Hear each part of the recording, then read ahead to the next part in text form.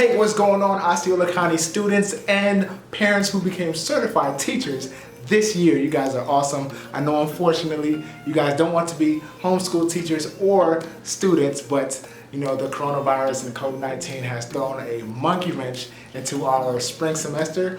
But on behalf of Osceola Arts and me, Mr. AC, we are going to finish strong, and we're going to do the best that we can as teachers as well as administration and staff from the school district. Anywho, I'm going to be your art instructor today. I am a former Osceola County School teacher that used to teach at Chestnut Elementary. I was a long-term sub at Thacker Avenue Elementary as well. So I teach art K through 12. But anywho, we're going to jump into the art lesson right now. So what you're going to need is your materials. The materials that you need are you're going to need a pencil, number 2 pencil, any type of pencil, scissors, paper. It could be any type of paper, computer paper, line paper, 8.5 by 11 paper, 9 by 12, 11 by 17, whichever one works for you. You're gonna need a black fine point marker. If you don't have that, you can use a black color pencil or even a black crayon or even a black pen, whichever one you have that's around the house.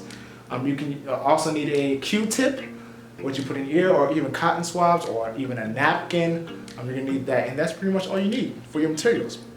All right, so we're gonna jump right into it. So the first step is to draw a small diamond or a tilted rectangle. Now, you can see how I started off, my paper is already tilted, so you wanna also tilt your paper as well and draw that small diamond or tilted rectangle. Then the next step, step 2, you're gonna draw a diagonal arrow going down from that bottom point of the diamond that you just drew. So you're gonna draw a diagonal line, then you're gonna draw the arrow shape, right? All right. Then next you're gonna do is step 3. You're gonna draw 2 lines connecting the 2 points of the diamond down to the sides of the arrow. It may be difficult to understand, to read, but I'm gonna show you in the picture. So there's a line from the 2 sides of the diamond going down to the sides of the arrow. That creates that rectangular prism right there, that tilted 3D form rectangle, right? Step 4, you're going to draw a tilted rectangle around the 3D rectangular form shape that you just created, all right? So I didn't use a ruler on this. You could use a ruler as well if you have one. I didn't use one though. So you're gonna create that rectangle around, tilted rectangle around the 3D form shape that you have there. So this vertical lines that I'm drawing right now, those are going to be the longer lines for your rectangle, and then the top half of the line, or the top half of the shape, is going to be the shorter lines, okay? So if you're using a ruler, those side lines are about 4 inches, and the top lines horizontal are about 3.5 inches, 3 inches, 3.5, okay? Step 5, you're going to draw a 3D form tilted rectangle inside of the tilted rectangle you just created, okay? Where you're going to do the same thing, but you're going to make it into a 3D form, kind of just like a rectangular prism. So you can work on it backwards. I know I started creating the 3D form first with these diagonal lines, but you can draw a regular 2D flat tilted rectangle, and then you can draw the 3 diagonal lines and connect the dots that way to make it 3D, or you can do it the exact same way how I'm showing you on this screen. And make sure you pause as we go through the video. Make sure you pause each step so you can have more of an understanding, or you can copy the screen, because I know I'm moving pretty fast. All right.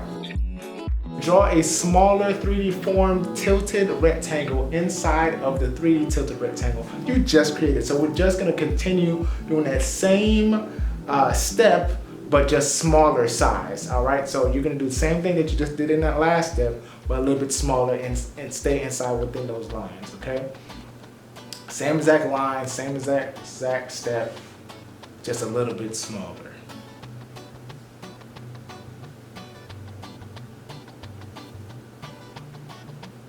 Once again, for the slower learners or the slower drawers, make sure you take your time and hit pause. If you're a fast drawer and a fast learner, go ahead and let the video play out. All right. Now step 7, you're gonna draw a even smaller 3D form, tilted rectangle inside of the small 3D tilted rectangle you just created. Once again, you're just creating rectangular prisms on top of rectangular prisms. It's the same step that we did the last time. If you don't have enough space, right? If you don't have enough space in your rectangles, it is okay to leave it. It's okay to leave it as is, because I know that some papers may be smaller than mine, some may be taller than mine. So if you don't have enough space, then that is just fine. That is okay. It doesn't have to be those 3 rectangular prisms like I have. You don't have to have it in there just as I do, okay? It doesn't have to be exactly like mine. If you want to start over again, you just replay the video, get a bigger paper, or draw evenly, however you choose to do it. But you don't have to do all those rectangular prisms just as I do. You can do 3, you can do 4, you can do 3, you can do 5, however much you choose to do. All right, moving on. Step 8, you're gonna draw a diagonal arrow from the bottom of the point of the tilted rectangle, okay? So the same as the step that we did from earlier, like the first 2, 1 through 3, we are going to do that same exact process, draw the line going down, then create that arrow shape with the lines. That right line is gonna be a tad bit taller than the left line, but it's still gonna show as an arrow, right? So now step 9, we're gonna draw 2 lines connected to 2 points of the tilted rectangle down to the sides of the arrow, similar to how step 4 was, step 3 or step 4 was, that you're gonna connect those lines from the side of the diamond down, or the rectangle, down to the ends of the arrow points, all right? Now step 10, we're gonna draw a light shade on the 4 of the right sides of each 3D form shape on top of the skyscraper. So you're gonna see 4, I have 4, but you may have 3, or however much size you have. You're gonna do a light shade on each section, all right? On the right side only, a light shade.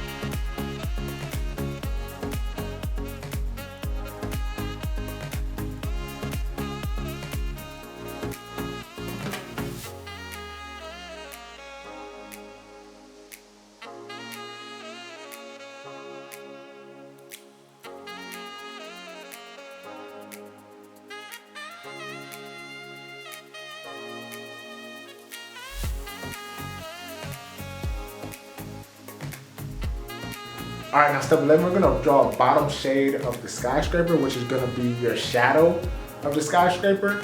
So you're gonna go to the bottom of the building, the bottom of the skyscraper, and you're gonna do a darker shade. It's not gonna be as light as the sections on top of the ceiling.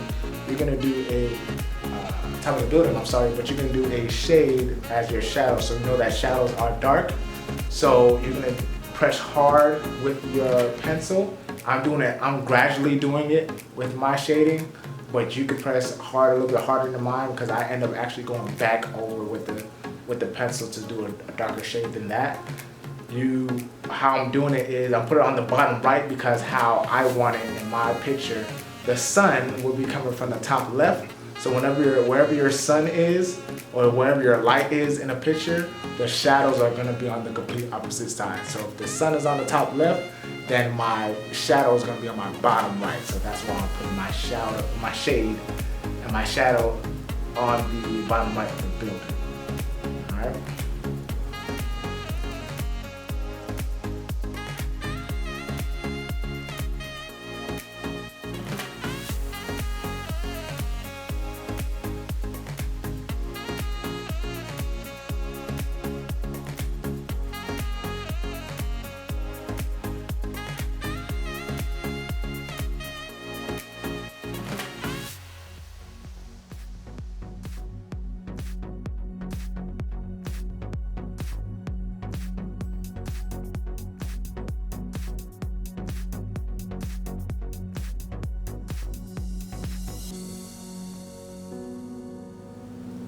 Step 12, you're gonna draw diagonal lines that gradually decrease in length on the right face side of the skyscraper. So on the inside of those two lines, on the inside of the face side of the skyscraper, you're gonna draw diagonal lines, all right, from left to right or right to left, however you draw your lines.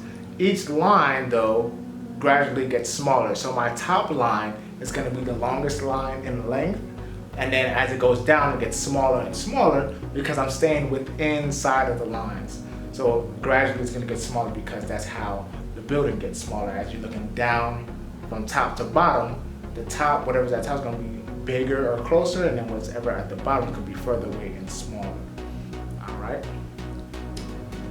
Also, what I'm doing, I'm just putting these small 90-degree angles on the right side of each line to kind of create more of a 3D-ish effect. And then we'll be shading those in that later on in the video. All right, so step 13, we're gonna lightly shade the right side of the skyscraper. So same way you had a light shade of the sections of the 4 sections, we're gonna do that same light shade on that right side of face side of the building.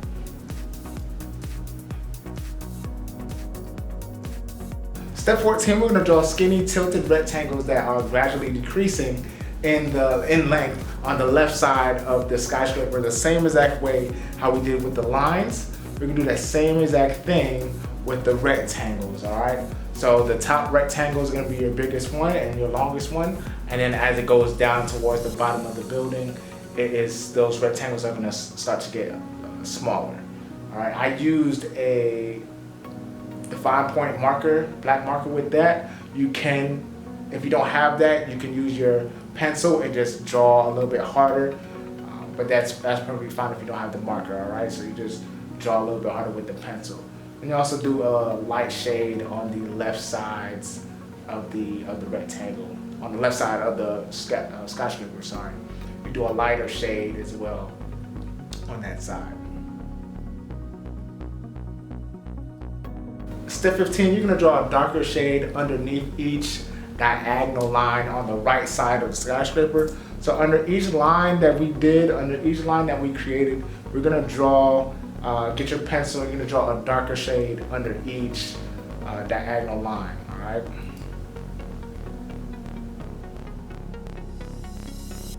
Step 16, you're gonna draw a slightly darker shade on the bottom of the right half side of the skyscraper. So with this, you're just gonna get your pencil again on the bottom right half.